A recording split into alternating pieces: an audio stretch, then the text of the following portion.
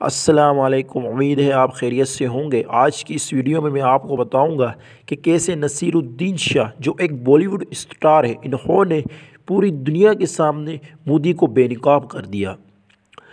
تو اس ویڈیو کی مزید اہم ڈسکشن چلتی رہے گی۔ آپ تمام بھائیوں سے گزارش ہے کہ آپ ہماری یوٹیوب چینل کو سبسکرائب کیجئے۔ تو لیٹ سٹارٹ، شروع کرتے ہیں آج کی یہ ویڈیو۔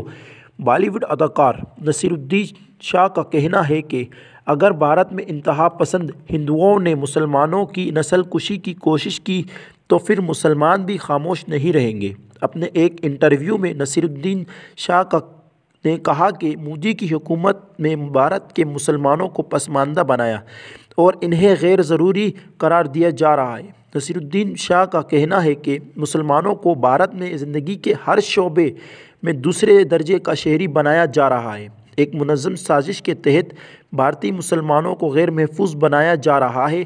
بھارتی اداکار کا کہنا تھا کہ اس وقت بھارت کے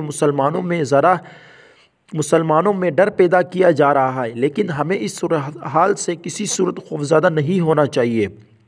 انتہا پسندوں ہندوؤں عیدگاہ پر قبضے کی دھمکی ہندو انتہا پسندوں کی جانب سے بھارت میں مسلمانوں کی نسل کشی اور جبری مذہب تبدیلی کے بیانات پر نصیر الدین شاہ نے کہا کہ 20 کروڑ سے زائد مسلمانوں کا تعلق اس مٹی سے ہے۔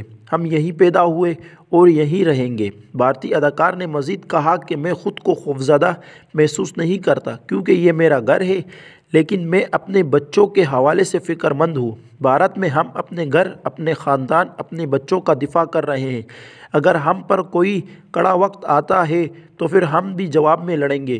یہاں خانہ جنگی ہوگی۔ ہندو انتہا پسندوں کے ہاتھوں درگاہ کی بے حرمتی پر نصیر الدین شاہ نے کہا کہ بھارت میں مسلمانوں کے خلاف جاری مہم پر مودی کو کوئی پرواہ نہیں۔